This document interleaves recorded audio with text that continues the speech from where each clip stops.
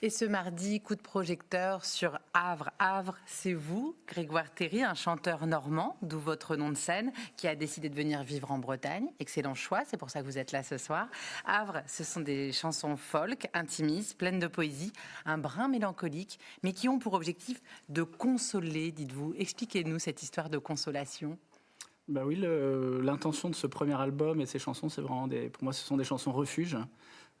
Les havres, ici, ce sont les anses, les criques, les abers, les abris, mais ça peut être aussi les refuges de montagne, les cabanes en forêt, enfin tous ces lieux, ou même les parcs et les jardins dans une grande ville, tous ces lieux de repos, de répit, dans lesquels on peut venir un peu se ressourcer.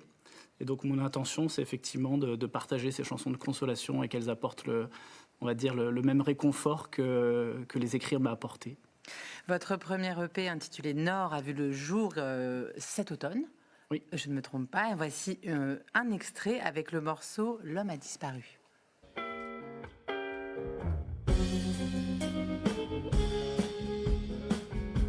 Lui court comme une bête, lui court après ce chien qu'il avait demandé, qu'il avait obtenu, qui fit le ventre à terre, qui fait déjà de lui un homme recherché.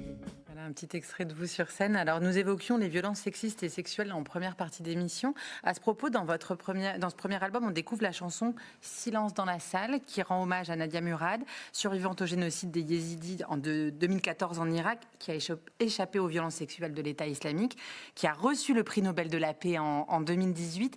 Et vous l'avez rencontré alors que vous travaillez dans des ONG de défense des droits humains. Est-ce que vous pouvez nous raconter, parce que c'est vraiment incroyable comme rencontre? Oui, volontiers. J'ai une longue carrière de militant derrière moi et de professionnel des droits humains et aussi de la lutte contre l'exploitation sexuelle. Et dans ce cadre-là, effectivement, j'ai rencontré Nadia Murad quelques mois après qu'elle se soit échappée tout simplement de l'esclavage sexuel dans lequel elle était enfermée par Daesh suite au massacre des Yazidis au Sinjar en Irak. Toute sa famille a été tuée d'ailleurs à cette occasion. Et je lui ai apporté du soutien en plaidoyer, en lobbying, parce que c'était mon métier à l'époque. Et du coup, on a fait un peu le tour presque du monde pour rencontrer des responsables politiques et la soutenir. Et du coup, cette deuxième chanson, Silence dans la salle, effectivement, lui est dédiée. Et puis dans le carnet, vous verrez que l'illustration, c'est un paon. Et parce que le paon, en fait, c'est le symbole des Yazidis. Donc voilà, c'était un petit... Et c'est drôle parce que la chanson qu'on vient d'écouter, L'homme a disparu, est l'histoire d'un prisonnier. Donc on fait vraiment Tout est relié, mais on a boucle fait de cette exprès, émission, bien il se sûr, passe quelque chose. En tous les cas, d'autres titres parlent aussi du grand large, de la mer, qui est votre quotidien à Concarneau. Au loin, par exemple, une complainte maritime, imaginaire, inspirée d'un sauvetage en mer.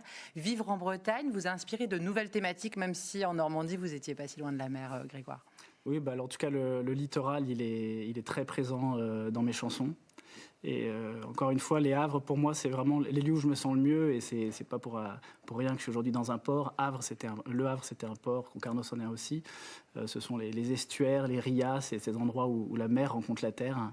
Et c'est là où j'ai envie de placer ma composition, ma création. Et d'ailleurs, je prépare une tournée des estuaires au printemps ou à l'été prochain. Je pensais en parler plus tard. On le redira tout à l'heure, mais vous avez quand même une relation, on peut le dire maintenant, vous avez une relation particulière avec la mer au quotidien. Et donc, vous prévoyez un Finistère Tour, une tournée à la voile sur le principe, finalement. Alors nous, ça nous a fait penser aussi à la tournée de Diane Tiersen et Émilie Kinkis, qui étaient partis comme ça en Irlande, en Angleterre, etc., au Pays de Galles, pour aussi réduire ses émissions carbone pendant une tournée. Absolument. J'avais déjà fait une tournée des refuges dans les Alpes, 5 jours de randonnée et 5 concerts dans les refuges de montagne. Et là, je souhaite effectivement relier tous les estuaires finistériens, donc à peu près peut-être de l'Avesne ou du Bélon jusqu'à la rivière de Morlaix, et offrir un concert dans chacun de ces estuaires et le faire à la voile pour que ce soit une tournée très bas carbone. J'essaye d'organiser comme ça des tournées bas carbone, je les fais à pied, là je le fais en voilier et puis peut-être en vélo plus tard. Enfin voilà, ça fait partie de mes... C'est une tournée où vous serez à 4 aussi, comme en ce moment sur scène, où vous serez... Je pense que la première, je vais la faire seule, en solo guitare-voix, pour des questions de contraintes opérationnelles maritimes. Parce que j'aurais pas encore un gros voilier. Mais à terme, j'aimerais bien pouvoir me déplacer avec mes 3 musiciens et musiciennes puisqu'on est 2 femmes et 2 hommes, et le faire effectivement, y compris à la voile. Ouais, ça fait partie des projets. Vous dites que produire des tubes ne vous intéresse pas. Je ne veux pas que ce soit de la musique à consommer, dites-vous, je veux seulement gagner assez d'argent pour rembourser les musiciens. Bon, Grégoire, si vous devenez immensément célèbre, on viendra quand même en reparler de ce sujet. Je savais pas que j'avais dit ça, mais ma priorité, effectivement, c'est de... En fait, quand on porte un projet d'auteur-compositeur-interprète, moi, je trouve que la première responsabilité, c'est de bien s'occuper des musiciens et des musiciennes ou des ingénieurs qui jouent pour nous et avec nous. Donc, c'est vrai qu'aujourd'hui, je me sens plus responsable d'abord en tant que producteur, parce que c'est pas facile dans le monde de la musique, comme dans le monde associatif, d'offrir des conditions de travail correctes aux personnes avec lesquelles on travaille. Donc c'est vrai que c'est ma priorité dans ce cadre, dans ce projet artistique. On peut vous voir en showcase, suivi d'une séance de dédicace ce samedi 29 novembre à l'espace culturel Leclerc de Concarneau. Vous serez aussi en concert à Rennes le 6 décembre et au Havre le 11 décembre. C'est bien parce que c'est vous qu'on annonce des dates en Normandie, c'est pas dans nos habitudes ici. On va se quitter en chanson puisque vous nous avez proposé de nous offrir un petit extrait. Donc je vous laisse prendre votre guitare. Le temps pour moi de remercier mes autres invités. Merci mesdames d'être venues et de vous donner rendez-vous bien sûr demain même heure pour une nouvelle édition. D'ici là, passez une belle soirée en Bretagne. Et maintenant, musique avec un extrait du morceau Nord. Je suis parti, juste à temps, t'en fais pas. C'est bien comme ça. Je suis parti, et tu m'attends, t'en fais pas. Je n'oublie pas.